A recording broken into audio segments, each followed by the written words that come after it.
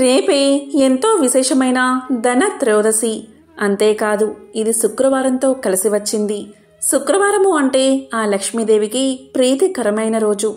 అదేవిధంగా ధన త్రయోదశి లక్ష్మీదేవి పుట్టినరోజు. మరి రెండూ కలిసిన ఇంతటి విశేషమైన రోజు. మీరు బంగారం కొనాల్సిన పని లేదు. కేవలం ఈ చెట్టును తాకితే చాలు మీరు 100 కిలోల బంగారం కొన్నంత ఫలితాన్ని పొందవచ్చు.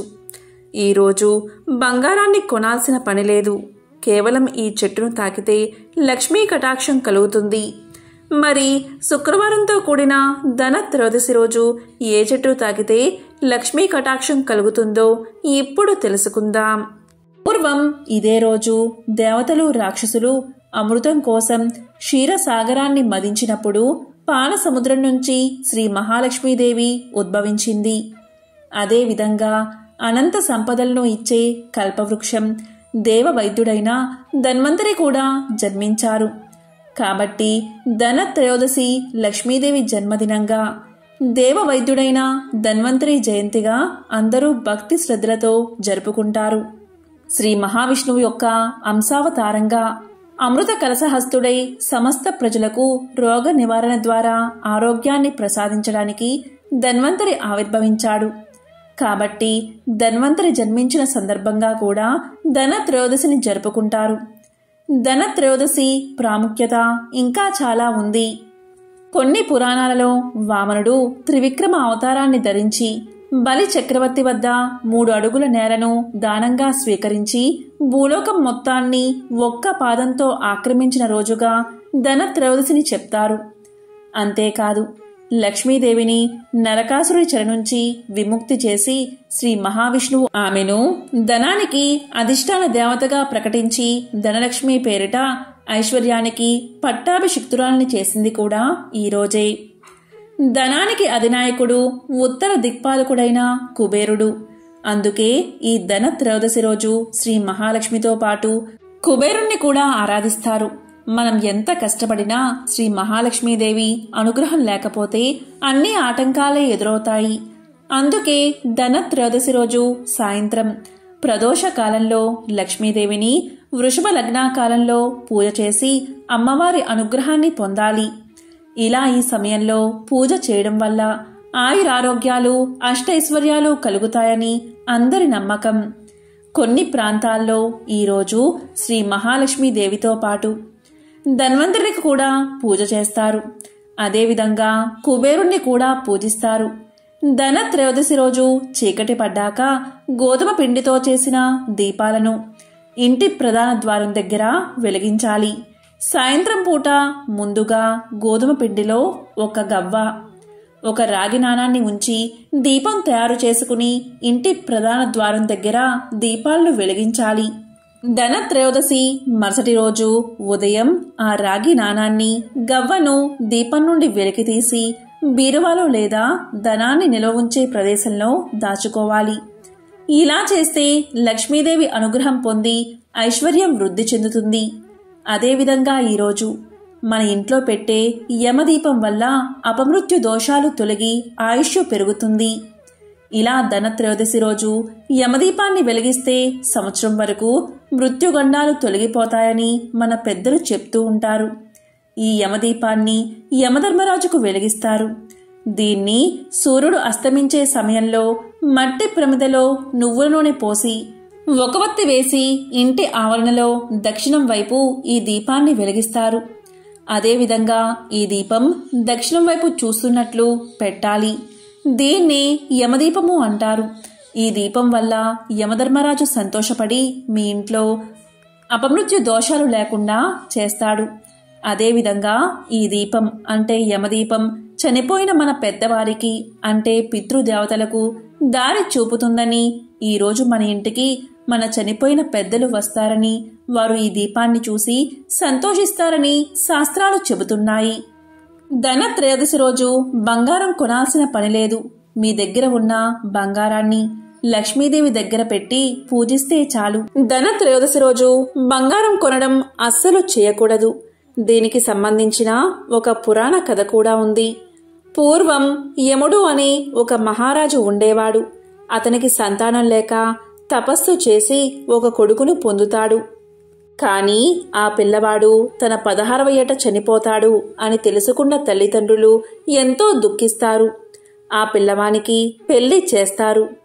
అతని భార్య ధనత్రయోదశి రోజు తన భర్త చనిపోతాడని తెలుసుకుని ఇంట్లో ఉన్న పాత బంగారాన్నంతా లక్ష్మీదేవి ముందు పెట్టి పూజించి ద్వారం దగ్గర దీపాలు వెలిగిస్తుంది.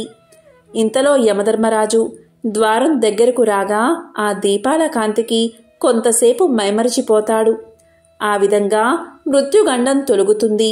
ఇంట్లో ఉన్న బంగారంతోనే పూజ చేసి అమ్మకు దీపం వెలిగించాలి. ఈరోజు బంగారం కొనాల్సిన పనిలేదు. కేవలం ఈ చెట్టును తాకండి.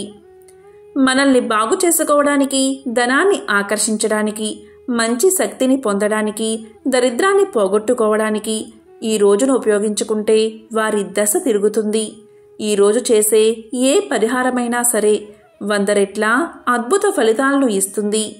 కాబట్టి అత్యంత శక్తివంతమైన ఈ ధనత్రయోదశి రోజు మీరు బంగారం కొనాల్సిన పనిలేదు.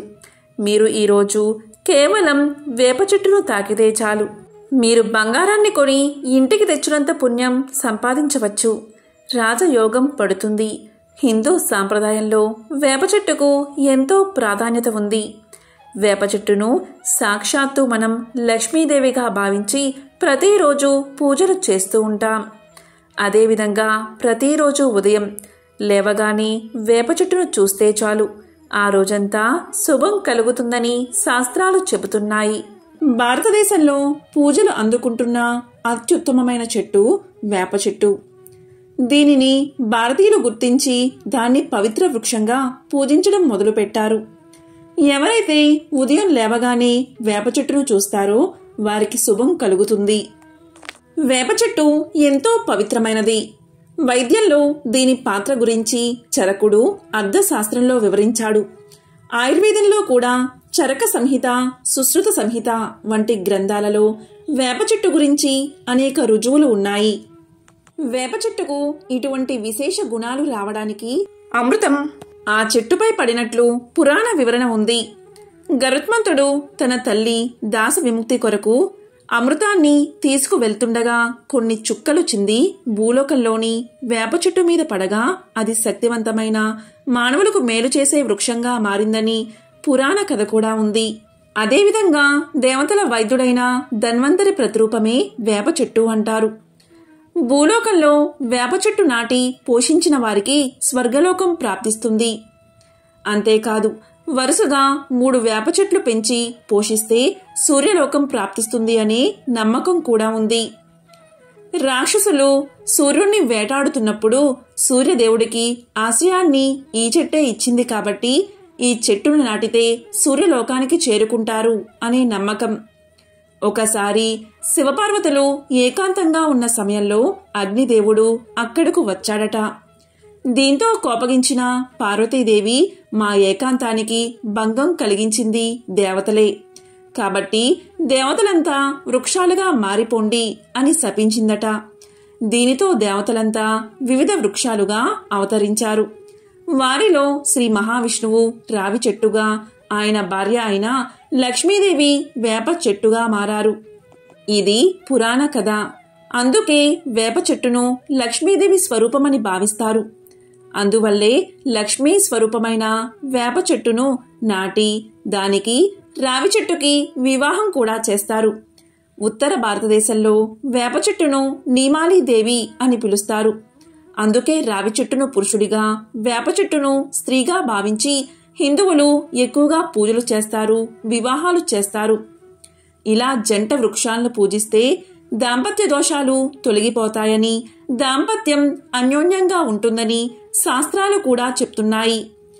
ఎవరైతే వేప చెట్టును ముట్టుకుని నమస్కారం చేస్తారో అలాంటి వారికి లక్ష్మీదేవి అనుగ్రహం తప్పకుండా కలుగుతుంది.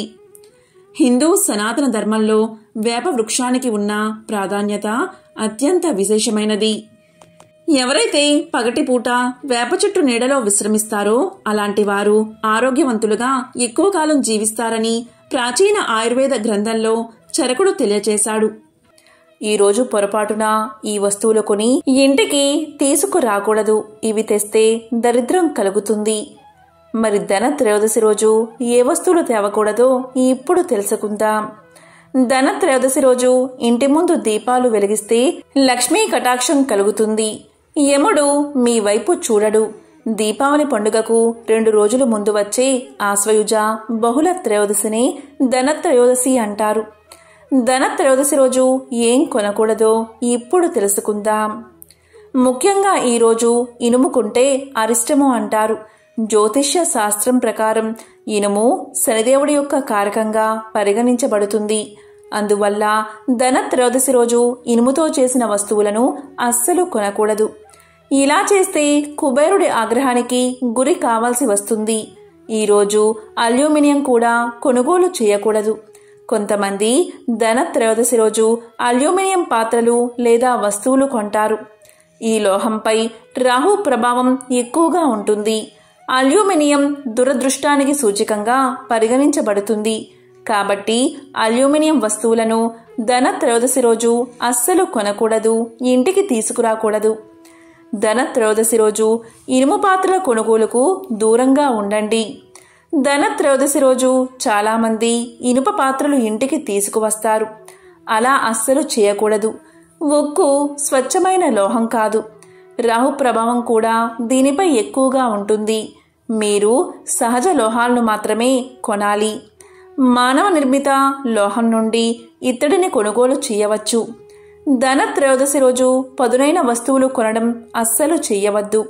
ఈరోజు కత్తి, కత్తెర, ఏదైనా పదునైన వస్తువులను కొనకుండా ఉండండి. ధనత్రయోదశి రోజు ఇవి కొనడం అశుభంగా భావిస్తారు. అలాగే ధనత్రయోదశి రోజు ప్లాస్టిక్ను కూడా కొనుగోలు చేయకూడదు. ప్లాస్టిక్ మన ఇంటి పర్యావరణానికి అంత మంచిది కాదు. అందువల్ల ధనత్రయోదశి రోజు ప్లాస్టిక్ వస్తువులను ఇంటికి తీసుకురాకుండా ఉండడం చాలా మంచిది. అలాగే ధనత్రయోదశి రోజు నల్లని వస్త్రాలు కొనకూడదు. ధనత్రయోదశి రోజున నల్లని వస్త్రాలు ఇంటికి తీసుకువస్తే అశుభంగా పరిగణించబడుతుంది. అలాగే కల్తీ సామాన్లు కొనకూడదు. ఈరోజు నెయ్యి లేదా నూనె వంటివి కొనకూడదు. ఇవి కల్తీ అవుతాయి కాబట్టి ఈరోజు కొనకూడదు. ఈరోజు అశుద్ధమైన వస్తువులు కొనకుండా ఉండాలి. గాజు పాత్రలు కొనకూడదు. ధనత్రయోదశి రోజు గాజు పాత్రలు కొంటే రాహు ఆగ్రహానికి గురి కావాల్సి వస్తుంది. ధనత్రయోదశి రోజు పుష్పగుచ్చాలు, సిమెంట్ వస్తువులు కొనుగోలు చేయకూడదు. మరి ధనత్రయోదశి రోజు ఏ వస్తువులు కొంటే లక్ష్మీ కటాక్షం కలుగుతుందో ఇప్పుడు తెలుసుకుందాం. ముందుగా వస్త్రాలు. ఇంటికి ఉత్సాహమైన శక్తిని నింపడానికి ధనత్రయోదశి రోజు కొత్త వస్తువులను కొంటూ ఉంటారు. కొనాలి అనుకున్నట్లయితే ధనత్రయోదశి మంచి రోజు. సహజంగా ఉదయం నుంచి అర్ధరాత్రి వరకు తెరిచి ఉండే ఎలక్ట్రానిక్ షోరూంలు ధనత్రయోదశి రోజు కూడా తెరిచి ఉంటాయి. ఆనాడు కొత్త వస్తువులను కొనడం వల్ల కలిగే ప్రయోజనాల్లో ఒకటి, దీపావళికి ఎన్నో ఆఫర్లను కంపెనీలు ఇస్తూ ఉంటాయి. మీరు ఎలక్ట్రానిక్ వస్తువులను కూడా ధనత్రయోదశి రోజు కొనుగోలు చేయవచ్చు. తర్వాతది బంగారం. ధనత్రయోదశి సమయంలో బంగారాన్ని కొనుగోలు చేస్తూ ఉంటారు. బంగారు నాణాలు లేదా బంగారు ఆభరణాలు చాలామంది కొనుగోలు చేస్తారు. ధనత్రయోదశి అనేది ఎంతో లాభదాయకమైన పెట్టుబడులు పెట్టడం ద్వారా కుటుంబాలు తమ అదృష్టాన్ని పెంచుకునే రోజు. ఎందుకనగా తాత్కాలికంగా బంగారం పెట్టుబడులు ఎల్లప్పుడూ నష్టాలను చూడవు. కాబట్టి మీరు ధనత్రయోదశి నాడు ఏమీ కొనాలి అని ఆలోచిస్తే బంగారం కొనడం శ్రేయస్కరం. ధనత్రయోదశి రోజున మంగళకరమైన వస్తువులు కొనుగోలు చేయడం అందరికీ తెలిసిందే. కానీ కొన్ని రకాల వస్తువులను దానం చేస్తే లక్ష్మీదేవి కటాక్షం మీకు త్వరగా కలుగుతుంది. ఈ ధనత్రయోదశి రోజు ముఖ్యంగా బంగారం, వెండి, కుంకుమ, పసుపు, పట్టు చీరలు వంటివి సౌభాగ్య వస్తువులని కొంటూ ఉంటారు. దాన్ని లక్ష్మీ రూపంగా భావించి పూజిస్తారు. దాంతోపాటు ఇంటికి శుభాన్నిచ్చే రకరకాల వస్తువులను కొనుగోలు చేస్తారు. అయితే కేవలం ఇది మాత్రమే కాదు, కొన్ని రకాల వస్తువులను దానం చేస్తే ఇంట్లో ఆర్థిక బాధలు తొలగిపోయి మహాలక్ష్మీదేవి అనుగ్రహానికి పాత్రులు కావచ్చు. మరి ఆ వస్తువులు ఏంటి అంటే లోహదానం. ధనత్రయోదశి రోజున ఇనుమును లేదా దానితో తయారు చేసిన వస్తువులను దానం చేయాలి. అందులో ఇనుముతో చేసిన ఏదైనా విగ్రహాన్ని దానం చేయడం చాలా మంచిది. దీనివల్ల ఇంట్లో ఉన్న దారిద్ర్యం తొలగిపోయి అంతా కలిసి వస్తుంది. ఈ రోజున ఇనుమును, దానితో తయారు చేసిన ఏ వస్తువును కొనుగోలు చేయరాదు. ఒకవేళ ధనత్రయోదశి రోజున ఇనుమును మీరు దానం ఇవ్వాలి అనుకుంటే ముందు రోజే కొని ఉంచుకోవాలి. అలాగే ధనత్రయోదశి రోజు బట్టలు ఇస్తే చాలా మంచిది. నూతన వస్త్రాలను మాత్రమే దానం చేయాలి, పాత బట్టలను కాదు. ఇలా చేస్తే లక్ష్మీ కటాక్షం కలిగి మీ ఇంట సంపద పెరుగుతుంది. ధనత్రయోదశి రోజున బియ్యం, గోధుమలు, జొన్నలు మొదలైన ధాన్యాలను అవసరం ఉన్న వ్యక్తులకు ఇవ్వాలి. ఒకవేళ ఇవ్వలేని పరిస్థితిలో ఉంటే ఈ రోజున అన్నదానానికి అధిక ప్రాధాన్యత ఇవ్వాలి. ముఖ్యంగా లక్ష్మీదేవికి ప్రీతి పాత్రమైన వడలు, పాయసం, క్షీరాన్నం, పూరి వంటివి దానం చెయ్యాలి. మిఠాయిలను పంచాలి. అలా పూజకు పెట్టే ప్రసాదాన్ని నలుగురికి పంచాలి. ఈ విధంగా అన్నదానం చేయడం వల్ల లక్ష్మీదేవి కటాక్షం కలుగుతుంది. ఓం శ్రీ మహాలక్ష్మియే నమః. ఓం శ్రీ మాత్రే నమః.